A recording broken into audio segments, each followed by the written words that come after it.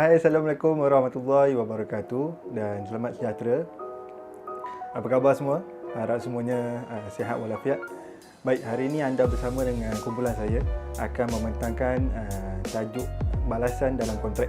Seperti yang semua tahu, balasan merupakan antara elemen-elemen yang terdapat di dalam undang-undang kontrak. Apa itu balasan?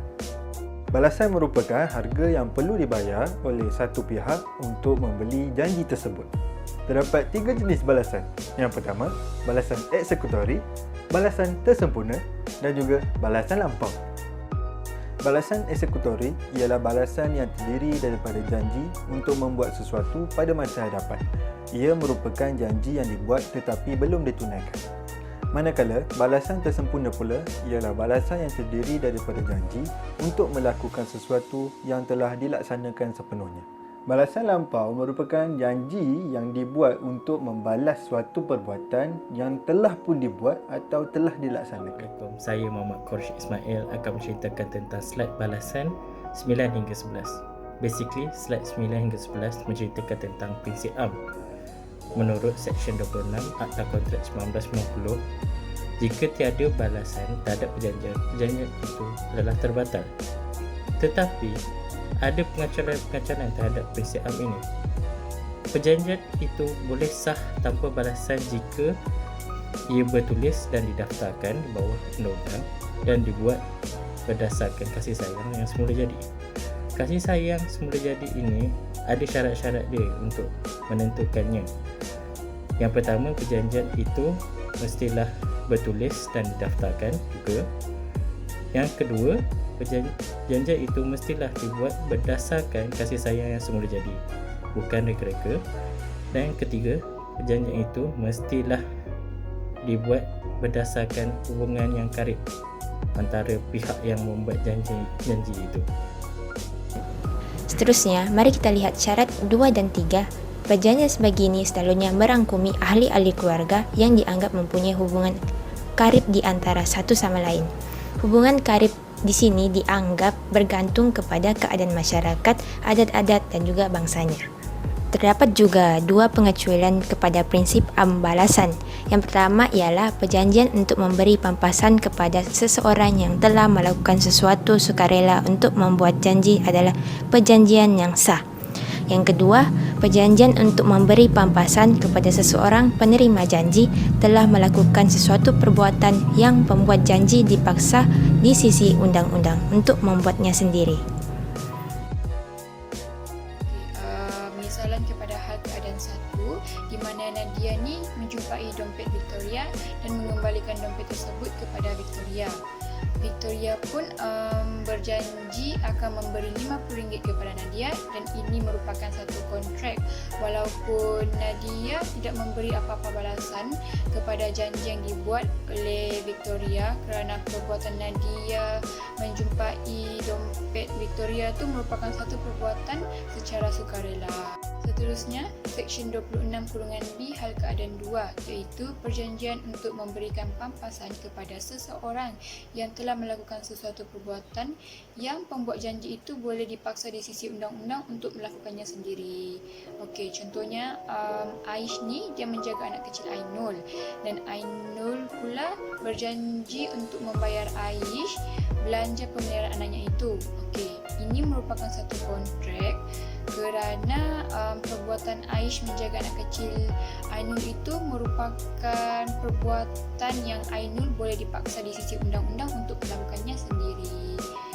Okey, seterusnya adalah pengecualian kepada prinsip balasan, iaitu perjanjian yang dibuat tanpa balasan ni adalah sah jika ianya dibuat secara bertulis dan juga ditandatangani oleh orang yang menanggungnya atau ejennya yang diberi kuasa secara am supaya membayar keseluruhan atau sebahagian suatu hutang yang pembayarannya tu boleh dikuatkuasakan oleh pemiutang seandainya tidak ada undang-undang mengenai batasan guaman. Okey, kita masuk kepada pengecualian kepada prinsip am balasan 26(c) yang di mana apabila tempoh yang ditetapkan oleh statut itu yang ditetapkan oleh pihak mahkamah melebihi daripada tarikh itu, Jadi penghutang itu tidak boleh dituntut lah. Okey, pihak yang terkilan tak dapat tuntut hutang tersebut. Okey, so seseorang yang terkilan tu dia boleh mengambil tindakan dalam masa 6 tahun bermula daripada tarikh itu, daripada kontrak itu berlaku pelanggaran. Okey, so penghutang tu dia kena jelaskan hutang yang dibuat dengan melalui perjanjian baharu. Okey, dia kena buat perjanjian baru yang ditandatangani oleh penghutang tersebut lah. Kita masuk kepada prinsip-prinsip balasan. So prinsip-prinsip balasan ni kita ada 4. Okey, yang pertama kita ada balasan lampau adalah balasan yang sah. Yang kedua, balasan tidak pernah cukup, balasan mesti bernilai, dan juga balasan tidak semestinya datang daripada penerima janji. Okey, balasan lampau ni adalah balasan lepas lah. Maksudnya perbuatan yang lepas yang di mana bukan saja balasan itu diberi pada masa dijanjikan, okey, tapi balasan yang lepas tu juga ataupun perbuatan yang lepas dikenali sebagai balasan lampau. Sebagai contoh, sebagai contoh defendant ni didapati bersalah dan dia minta tolong pada plaintiff. Okey, untuk dia minta tolong plaintiff untuk pengampunan raja lah.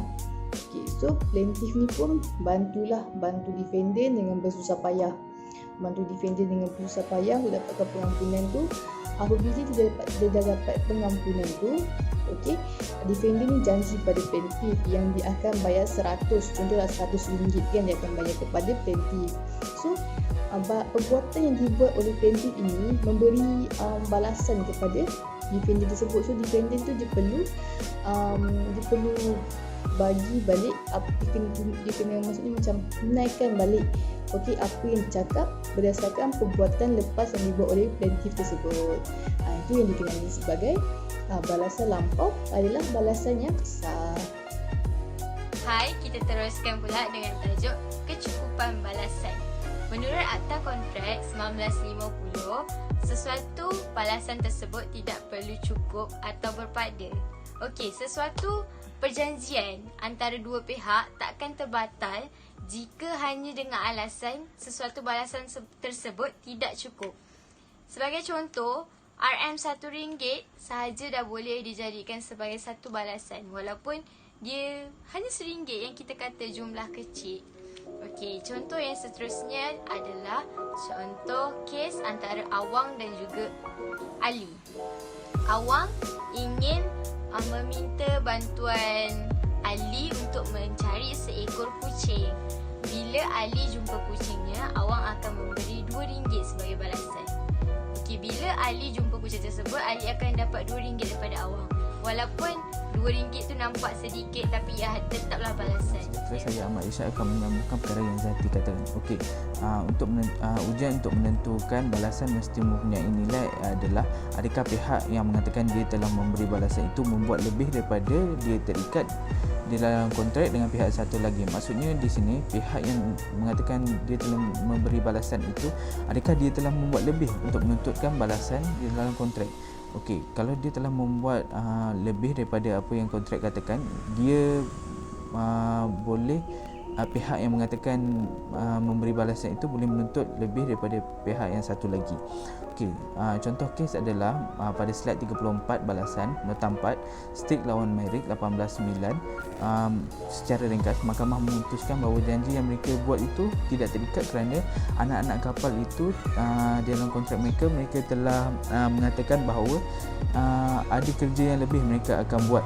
So kat sini anak-anak kapal tersebut telah membuat kerja yang lebih itu, tapi kerja yang lebih itu tidak banyak untuk menentukan balas lebih daripada asal kontrak mereka.